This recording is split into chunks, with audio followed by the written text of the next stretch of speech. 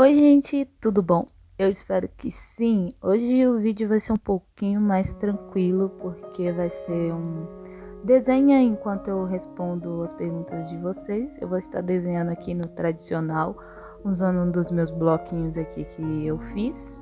E eu vou estar usando algumas técnicas de um curso que eu fiz atualmente, que eu vou estar refazendo ele porque eu acho que eu ainda não peguei todas direitinho ainda as técnicas. As técnicas tá fazendo direitinho assim as proporções. O curso é sobre sketchbook e ele ensina como desenhar rostos, principalmente. Eu vou estar deixando ele aí na descrição caso vocês queiram. É um curso na Doméstica, eu acho que ainda está em promoção lá. Eu vou estar usando um lápis normal 2B, uma lapiseira 05, um lápis 6B, uma borracha comum. Eu uso da Faber-Castell porque eu acho ela melhorzinha. E um estilete para deixar a ponta do lápis bem fininha assim e maior, para não estar precisando encostar tanto assim no papel. Eu sei que o capitalismo tá alto, mas apenas esses materiais ficaram R$ 30 aqui na papelaria perto de casa. Feliz a época que o lápis era 80 centavos e assim por diante. Mas tudo bem. Eu tô usando esses materiais simples aí porque eu não desenho tanto no tradicional. É mais como um passatempo mesmo. E quando eu gravei esse vídeo, meio que a ponta da minha Apple Pencil tinha acabado. Então eu tava esperando chegar. Eu decidi treinar alguns rostos. Aqui tem umas impressões de rostos de diferentes ângulos de diferentes pessoas que eu imprimo para estar me desafiando a desenhar pessoas e com rostos diferentes, de ângulos diferentes, para estar melhorando na minha proporção. A minha proporção ainda não está das melhores, mas eu estou treinando. Então, enquanto isso, vamos para a primeira pergunta. É a pergunta da Lídia Xavier. Nossa, não sei falar. A primeira pergunta da Lídia Xavier, ela pergunta o que eu acho sobre traçar. Traçar é uma situação muito polêmica entre desenhistas, né? Eu vejo muitas pessoas expondo suas opiniões de diferentes formas nas redes sociais, e eu acho que é uma coisa sem necessidade de briga, dessas coisas assim, de desmerecer o trabalho alheio. A minha opinião, eu já falei ela várias vezes. Se a pessoa se sente confortável fazendo isso, então que ela faça, entendeu? Eu acho que se a pessoa for boa no desenho, ela vai arrumar uma forma de usar o traço a seu favor, para ajudar. Assim, não aconselho você sempre traçar. Aconselho você a estar se virando, tentando treinar as técnicas, igual eu estou fazendo agora neste desenho, olhando, procurando a estrutura do rosto, tá treinando sem o traço. Mas se você acha mais fácil aprender as proporções com o traço, então você continua fazendo, mano. Você não tá fazendo nada de errado, você não tá matando, não tá roubando. Então faça o que você quiser, porque a mão é sua, a vida é sua e o desenho é seu. Porém, o meu conselho é esse: tenta fazer olhando, tenta fazer circula as estruturas usando aquelas formas geométricas que eu já ensinei em alguns vídeos atrás, e usa o traço, mas não abusa dele. Usa só como uma técnica de aprender a estar acertando nas proporções mesmo. Tenta fazer só a forma do corpo da pessoa e tenta colocar as outras coisas em cima depois, a mão, os olhos, o nariz, sem estar copiando totalmente a foto que você está traçando. Acho que talvez pode ajudar. No meu desenho aí, antes de eu começar a fazer as estruturas aí, eu primeiro circulei fiz um círculo, né, para indicar sobre a cabeça. Depois eu fiz algumas marcações onde iriam o olho, nariz e boca, para ficar mais fácil de saber onde que vão as coisas. Depois eu comecei a marcar certas coisas onde eu precisava saber que ficava no desenho. Por exemplo, o pano em volta do rosto da menina. Eu precisava deixar ele mais marcado. E eu vou dizer pra vocês, não é fácil desenhar nesse bloquinho pequeno, não. Me arrependo de ter pegado ele pra desenhar. Podia ter pegado um A5, mas já tava no jeito, então eu fiz. Eu comecei a marcar sobre essas coisas. Nossa, não sei explicar o que eu tô fazendo. Marquei o cabelo, marquei o pano e marquei o contorno do rosto dela. Dá pra perceber que na imagem o rosto dela é um pouco redondo, mas ele é bem pequeno, assim. E bora pra próxima pergunta. A próxima pergunta é da Pamela, que perguntou se eu pretendo criar mais webtoons. Teve muita pergunta sobre o webtoon aqui, e eu devia ter separado um vídeo só para responder perguntas de webtoon, mas eu vou estar deixando em aberto aí. Depois eu faço um post para vocês estar deixando perguntas e dúvidas só sobre o webtoon, para mim estar respondendo e ver quais são as dúvidas de vocês sobre isso, porque aqui não vai dar para responder todas. Respondendo a pergunta da Pamela, sim, eu pretendo sim criar mais webtoons. Inclusive eu comecei um webtoon de vampiro, mas eu não tive tempo de terminar. Eu acho que eu fiz umas 3 cenas do primeiro capítulo e tive que parar. É meio triste, mas eu precisei. Atualmente eu tô trabalhando em My Secret Boyfriend, vocês já sabem disso. Vou estar deixando o link aí na descrição caso vocês queiram ler. E em Air, só que Air eu não estou mais trabalhando nele como forma de webtoon, e sim como forma de HQ, para virar um HQ físico mensal, se a mãe aqui tiver tempo, que não vai ser o caso por agora.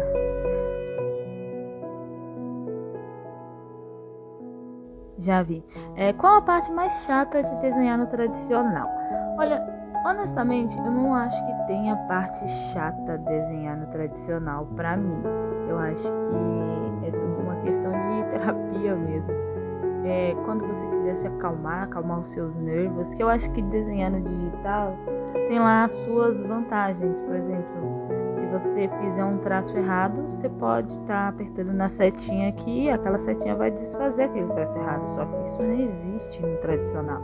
Se você fizer um traço errado, você tem que fazer aquele traço virar parte do seu desenho ou arriscar apagar com a borracha, que vai ficar muito horrível se você estiver usando outro lápis. No momento eu apago sim, porque afinal é um caderno de esboço, então eu não acho que tenha problema ficar marca de borracha nele.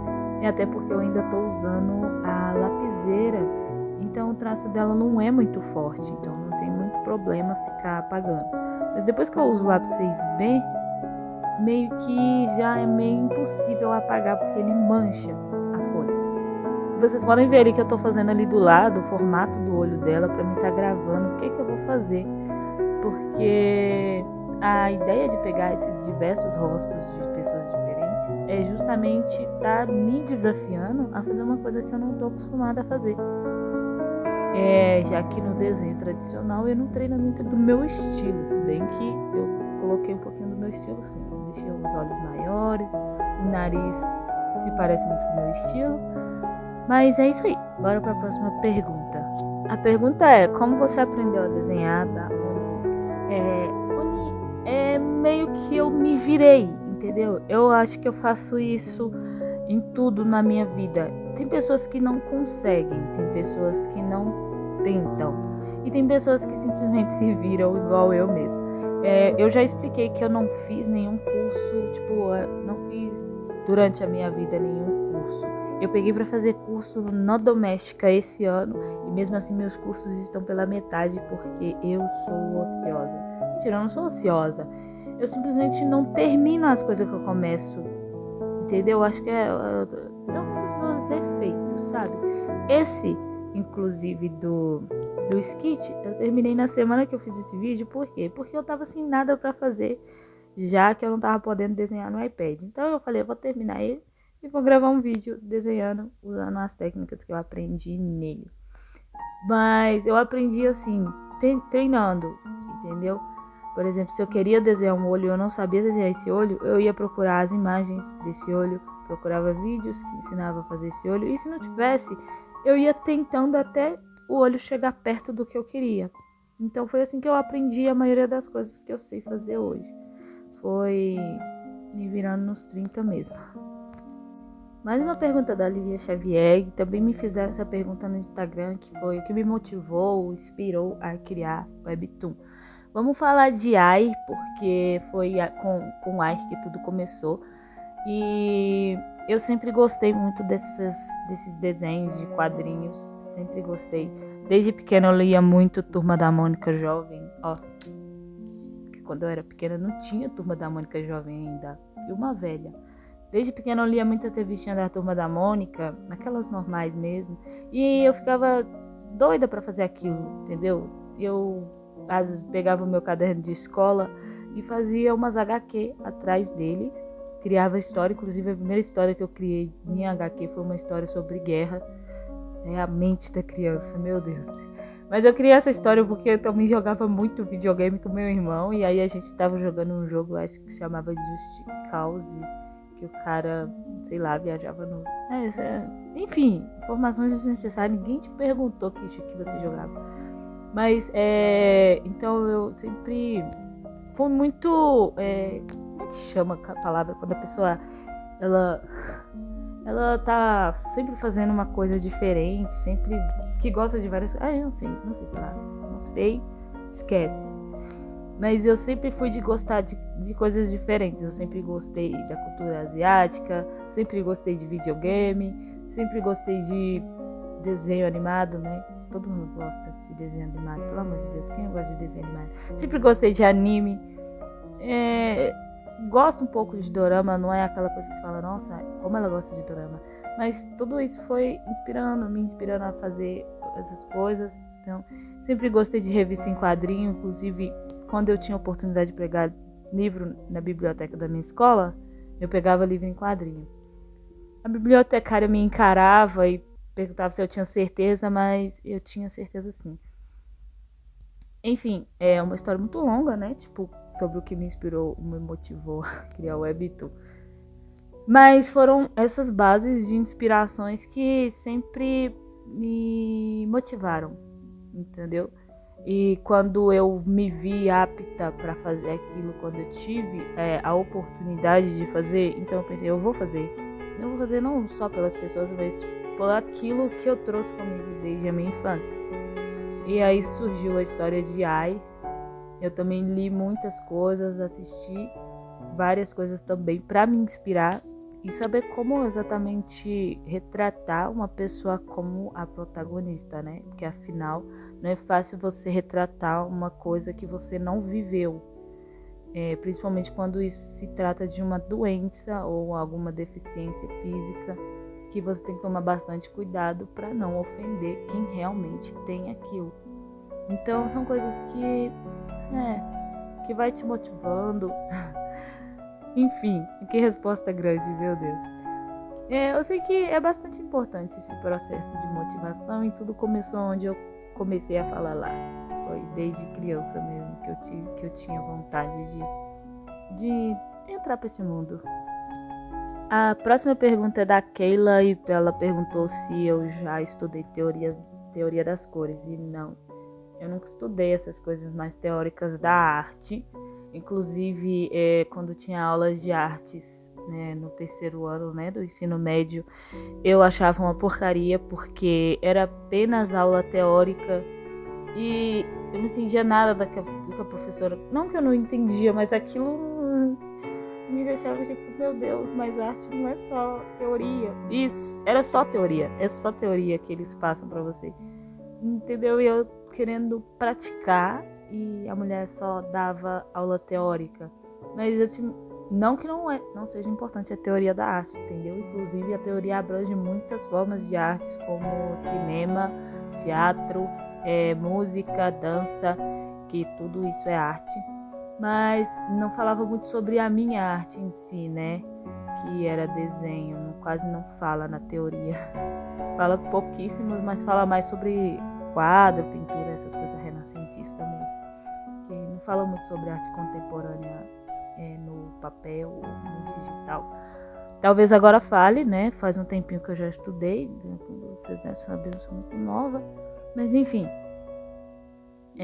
nunca estudei teoria, também nunca estudei perspectiva. Tenho medo dessas coisas, mas um dia pretendo estudar sim, pretendo fazer uma faculdade. Quem sabe, né?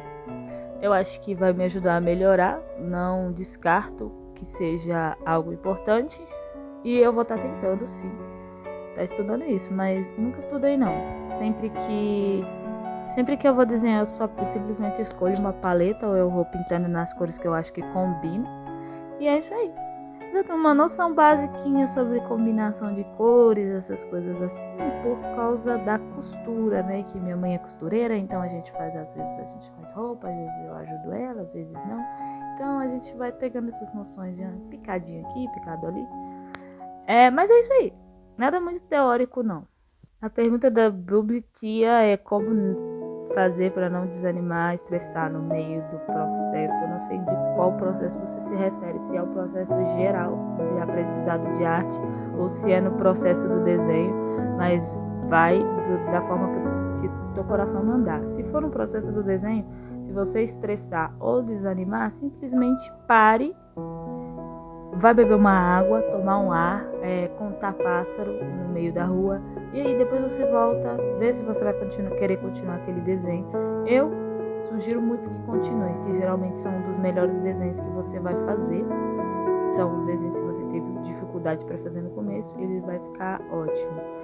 Ou, se você não quiser continuar ele, você procura mais ideias, procura inspirações, mas eu não aconselho você se forçar a continuar algo que está te estressando e desanimando. Porque fazer algo assim não vai sair muito bom, então eu prefiro que você descanse a sua mente, acalme seu espírito, tenha paz na alma e depois tenta de novo. Sempre vai dar certo alguma hora. Não tenta na hora não, porque o desânimo vai te fazer algo feio e aí você vai desanimar mais ainda. Tenta depois, mais calma, mais tranquilo. Ok? Próxima pergunta. Uma das piores coisas pra mim, pergunta da alguma coisa Draw, porque tem um 4 no meio, eu não sei se significa A, né? Deve ser seguidora do TED pra trocar as letras por número. Mas enfim, uma das maiores diferenças de desenhar no iPad pra mim, que foi tipo uma coisa que eu custei aceitar, foi não ter o meu programa de desenho pro iPad, entendeu? Eu queria desenhar no Painting Toolsai dele, porque eu tava acostumada com a facilidade dele, tava acostumada com os meus pincéis, então essa mudança de pincel, de estabilidade, foi tipo muito estranho. E eu fiquei umas 2 semanas procurando pincéis pro Procreate para poder um pincel que chegasse pelo menos perto, e eu consegui criar muita dificuldade depois de uns desenhos bem feios que eu não gostei por causa que eu não tava com um pincel bom ainda. Eu consegui um pincel próximo ao que eu usava no Painting Toolsai. Não vai ser igual, infelizmente não vai, mas graças a Deus eu já tô me acostumando melhor com o iPad. Não tô acostumada 100% ainda, entendeu? Tem horas que eu falo assim, simplesmente me estressa, me dá vontade de jogar tudo pro ar, mas não tem como voltar mais atrás, já que eu liberei o computador pra loja e eu não posso mais desenhar na mesa com ele. Triste, triste, mas a vida que segue.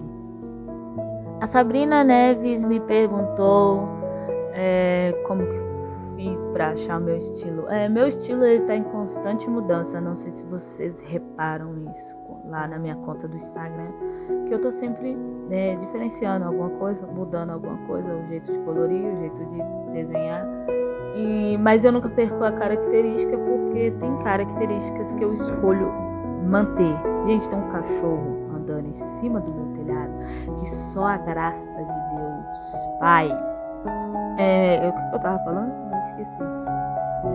Sobre o estilo. Ah, tá. Mas tenta buscar todas as suas referências e inspirações, juntar tudo aquilo numa coisa só e fazer o seu estilo, entendeu? Se você curte uma artista que desenha manhwa, então você vai lá e salva aquele desenho, mistura com outro estilo que você gosta, com outro estilo que você gosta, e quando você juntar tudo aquilo vai virar um estilo teu. E não se esquece de adicionar uma característica. Você não precisa buscar só inspiração. Você pode olhar pro olho e pensar, não, vai ficar legal se eu fizer assim, eu vou fazer assim, eu vou manter assim. A professora desse curso, por exemplo, de tradicional, ela diz que na hora de você avaliar os erros do seu esboço, você não precisa apagar todos eles, porque são os seus erros que fazem o seu estilo. Então eu acho importante isso, eu achei importante. Deixei muitos erros nesse desenho, por exemplo, que eu tô fazendo, porque eu queria manter o meu estilo nele e achei que ficou bacana. Essa forma que eu tô fazendo aí no desenho agora, que eu tô riscando, se chama rachura. Eu indico muito para vocês que gostam de desenhar no tradicional, tá estudando esse estilo de sombreado, porque é bem bacana, deixa um efeito bem legal. A Mayu pediu para dar dica de como deixar a line mais bonita, e se tem uma coisa que vocês gostam de elogiar minha, é a minha line art. Então eu sou bem orgulhosinha com ela, muito obrigada pelos elogios. Mas eu acho que a minha line fica assim por causa de alguns fatores que eu agrego. Por exemplo, eu não faço sketch nos meus desenhos. É muito difícil fazer um sketch. Por exemplo, tipo o esboço, sabe? É muito difícil fazer um esboço para poder apagar ele e fazer a line em cima depois. Eu não tenho paciência para isso. Então eu simplesmente já vou direto. Nesse tradicional eu fiz porque é um estilo muito diferente, bem mais complexo. Mas quando eu tô desenhando no iPad, eu simplesmente faço. E se eu tiver que arrumar alguma coisa, alguma proporção, eu arrumo ali mesmo, vou apagando e vou refazendo. E, então fica aquela line mais fraca, né? Que não era para ser line, mas é porque eu não quis desenhar a line.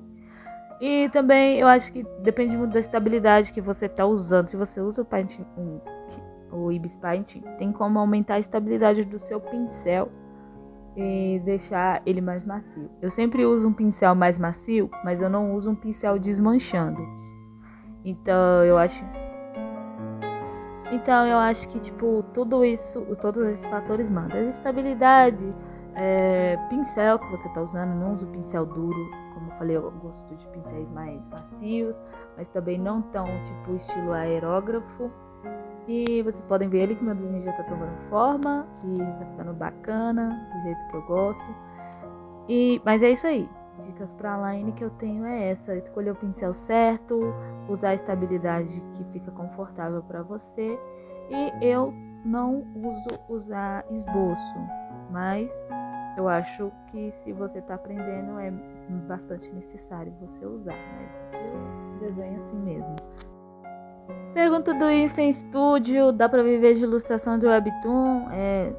De Webtoon, alguma coisa assim, que é saiu da tela. Gente, eu tô falando por 22 minutos direto. Se divide, não vai precisar nem de acelerar. Eu espero que vocês assistam até o final, pelo amor de Deus. A pergunta dele é se dá pra viver de Webtoon ou de artes, e dá sim. Dá sim. Só que pra isso você precisa ter paciência. Entendeu? Você não vai começar a desenhar hoje e já vai vender tua arte por R$500 amanhã. Infelizmente, tem uns processos duros e tristes que a gente tem que passar antes de chegar no nível de viver da arte, entendeu?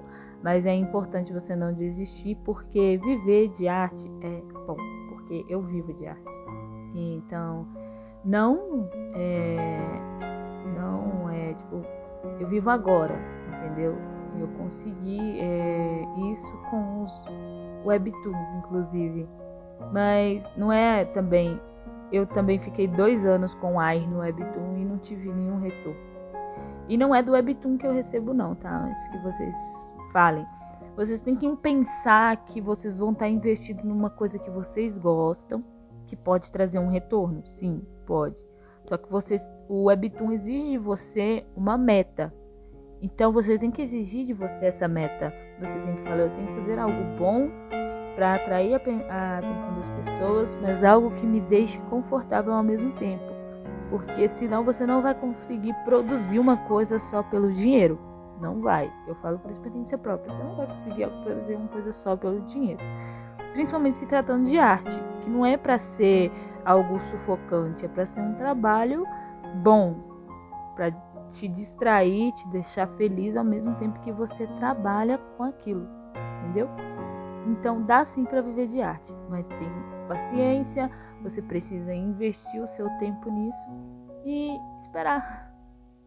É simples assim. Vocês não vão conseguir ter um Instagram verificado, tipo a desenhista de True Beauty, da noite pro dia.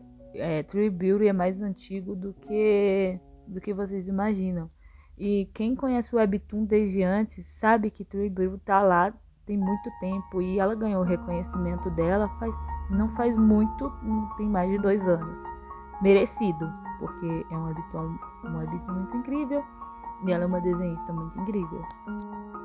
Última pergunta, porque cansei de falar. Eu vou para a última pergunta. Tinham mais perguntas para responder, mas infelizmente não vai dar para responder esse vídeo, inclusive que ele vai terminar já e eu já tô falando sem parar e eu já tô sem saliva na boca. Ela perguntou como que faz pra... eu até esqueci de dar o nome da pessoa. Como que faz para postar um Webtoon em inglês se ela não sabe inglês? Eu também não sei inglês, tá, gente? Eu sei o básico mesmo. E eu trabalho para pessoas que falam inglês. Então, se você pretende trabalhar nesse meio, eu aconselho já ir guardando um dinheiro para você fazer um curso, porque faz falta, entendeu? Faz falta demais você ter pelo menos uma noção básica do que as pessoas estão falando com você. Porque às vezes eu preciso do tradutor, às vezes eu preciso ir nas minhas amigas e falar, gente, me explica o que ela tá fazendo aqui. Principalmente porque os gringos, eles usam muito umas gírias que você custa aprender o inglês normal. E aí a galera começa a mandar altas gírias, altas abreviações e você não vai entender aquilo. Então, o que eu faço? Eu não traduzo o meu Webtoon. Inclusive tive muito problema com isso, porque os gringos se ofereceram para traduzir. Porém, algumas palavras do português, algumas frases do nosso português não fazem sentido para eles. Então, às vezes eu colocava alguma gíria ou alguma frase brasileira e o gringo não sabia como traduzir aquilo. Então, a tradução dele ficava uma tradução meio ruim, horrível. Não fazia sentido para a galera. E foi aí que a minha amiga se ofereceu para me ajudar, graças a Deus. E ela me ajuda, então ela traduz o Webtoon para mim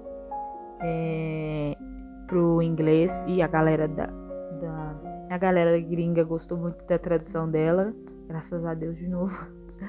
E ela traduz para mim. Então, se você não sabe o português, tenta procurar alguém que vai poder te ajudar, tá te orientando nisso. Mas procura uma pessoa que ela não só traduza para você, que ela te explique também. Por exemplo, olha, tô mudando essa frase aqui, porque essa frase aqui no inglês não faz sentido.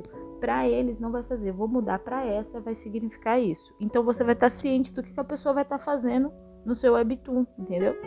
É bem importante isso. Graças a Deus, eu tenho amigas gringas falam inglês, tenho amigas brasileiras que falam inglês, tenho amigas que falam espanhol, então tá tudo certo.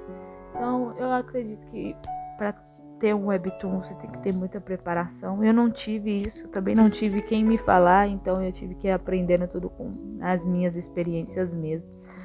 Mas é isso, falei demais, o desenho já tá quase pronto aí já para vocês.